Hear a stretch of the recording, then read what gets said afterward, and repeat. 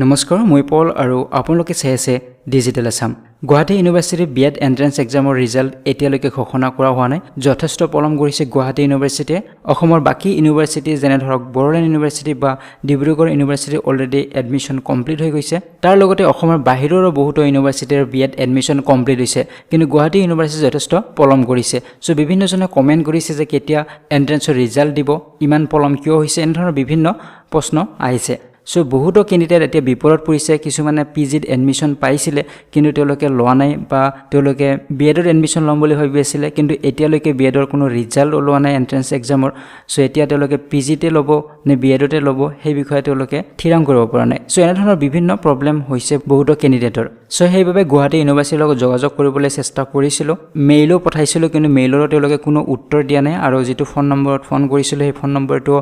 actually not reachable বুলি কৈছে কিন্তু পাৰ্সোনালি মই এজন ব্যক্তিৰ লগত কথা পাতিবলৈ চেষ্টা কৰিছিল তেও সঠিকভাৱে জনোৱা নাই জাস্ট তেও কৈছে যে এই মাহটোৰ ভিতৰতে এডমিশন কমপ্লিট হ'ব বুলি কৈছে মানে আগষ্ট মাহত ৰিজাল্ট ডিক্লেয়াৰ কৰা হ'ব বুলি তেখেতে কৈছে কিন্তু সঠিকভাৱে তেখেতে জনোৱা নাই হয়তো কনফিডেন্সিয়াল ইস্যুৰ বাবেও তেখেতে নজনাব পাৰে বা এতিয়াও থিৰাং নহব পাৰে যে কেতিয়া এন্ট্ৰেন্স এক্সামৰ ৰিজাল্ট ঘোষণা কৰা হ'ব সো দুটা কাৰণ হ'ব পাৰে তেওঁলোকে ইচ্ছা কৰি নজনাব পাৰে কিন্তু এই মাহৰ ভিতৰত ৰিজাল্ট আহিব বুলি তেখেতে জনাইছে সো এই ভিডিওটি মই নবনাও বুলি ভাবিছিল কাৰণ সঠিকভাৱে আপোনালোকক জনাব পৰা নাই যে কেতিয়া এন্ট্ৰেন্স এক্সামৰ ৰিজাল্ট দিব কিন্তু যথেষ্ট কমেন্ট অহাৰ বাবেহে মই এই ভিডিওটি বনাব লগা হৈছে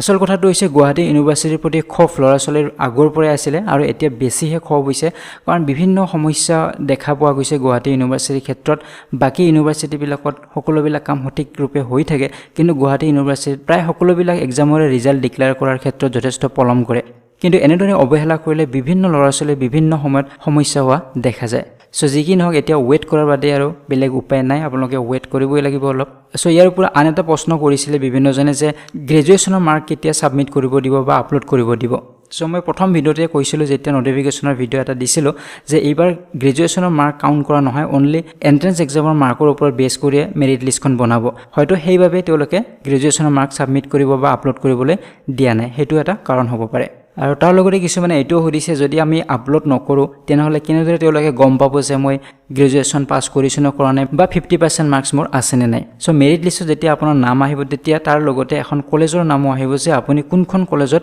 এলট হৈছে কোনখন কলেজত আপুনি সিলেক্ট হৈছে কোড আপুনি এডমিশন লব সো সেই এটা ডেট দিয়া হ'ব আৰু সেই ডেটটোত গৈ আপুনি এডমিশন লব লাগিব কিন্তু এডমিশনৰ আগত আপোনাৰ ডকুমেন্ট ভেৰিফিকেশন হ'ব সেই কলেজখনে কৰিব আৰু যদি তেতিয়া আপোনাৰ যদি যি কোনো ডকুমেন্ট যদি সঠিক নাথাকে তেনেহলে আপোনাক এডমিশন বাতিল কৰা হ'ব যদি আপুনি 50% মাৰ্কস পোৱা নাই তেনেহলে এডমিশন বাতিল হ'ব মেৰিট লিষ্টৰ নাম থাকিলেও আপোনাৰ এডমিশন বাতিল হ'ব গতিকে তাৰ কাৰণে কোনো ইস্যু ক্ৰিয়েট নহয় এটা প্ৰথম যিখন মেৰিট লিষ্ট আহিব সেইখন বহুতৰে নাম নাথাকিব তাৰ পিছত আন এখন মেৰিট লিষ্ট আহিব সো এনেদৰে তিনিখন মেৰিট লিষ্ট যোৱা বছৰ আহিছিল এইবাৰো হয়তো তিনিখন মেৰিট লিষ্ট তেওঁলোকে দিব সো প্ৰথম মেৰিট লিষ্টখনত যিসকলৰ নাম আহিব যিখন কলেজত তেওঁলোক এলট কৰিব তেওঁলোকে যদি এডমিশন ডেটত গৈ এডমিশন নলয় তেনেহলে সেইখন কলেজে গুৱাহাটী ইউনিভাৰ্চিটিলৈ ৰিপৰ্ট কৰিব যে মোৰ কলেজত 10টা এডমিশন নহলে সো বিভিন্ন কাৰণত লৰাছলি এডমিশন নলব কিছুমানে পিজিত অলৰেডি এডমিশন লৈ লৈছে তেওঁলোকে এডমিশন নলব কিছুমানে টকা পইচাৰ বাবেও নলব পাৰে সো বিভিন্ন কাৰণ হ'ব পাৰে যে তেওঁলোকে এডমিশন লোৱা নাই সো সেই 10টা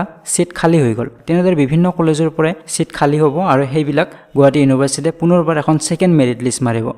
আৰু সেই মেৰিট লিষ্টখনত সেই ভেকেন্ট হৈ থকা সিট বিলাক ফিল আপ কৰা হ'ব তেনেদৰে সেই ডেটটো যদি কোনোবাই এডমিশন নলয় তেনেহলে আৰু এখন লিষ্ট আহিব এনেদৰে এডমিশনটো কমপ্লিট কৰা হ'ব সো ইয়াৰ লগতে আৰু এটা কথা মই জনাও যেতিয়া মেৰিট লিষ্ট আহিব আপোনাৰ এলটমেন্ট কৰিব এখন কলেজত এডমিশন ডেট মাত্ৰ এটাই দিয়ে যোৱা বছৰ এটা বা এদিন বা দুদিন দিব আপোনাক এডমিশন ডেট আৰু সেই দিনটোৰ ভিতৰতে আপুনি এডমিশন ল'ব লাগিব গতিকে আপোনাৰ টকা পইচা ৰেডি কৰি ৰাখক কাৰণ মেৰিট লিষ্ট অহাৰ পিছতে এটা শৰ্ট ডেট দি দিব আৰু সেই ডেটত আপুনি এডমিশন ল'ব লাগিব তেতিয়া আপোনাৰ হাতত সময় নাথাকিব যদি আপুনি নিশ্চিত যে আপোনাৰ মেৰিট লিষ্টত নাম আহিব বা এক্সাম আপোনাৰ ভাল হৈছে তেনেহলে আপুনি সকলোবিলাক এৰেঞ্জ কৰি ৰাখিব পাৰে সো এই ভিডিওতে আৰু বিশেষ একো নকওঁ সো মেৰিট লিষ্ট আহিলে নিশ্চয় এটা ভিডিও বনাম সো এই ভিডিওটি ইমানেই আছিল যদি ভিডিওটি ভাল লাগিছে লাইক শেয়াৰ কৰিব নাপাহৰিব আজিলৈ বিদায় লৈছো ধন্যবাদ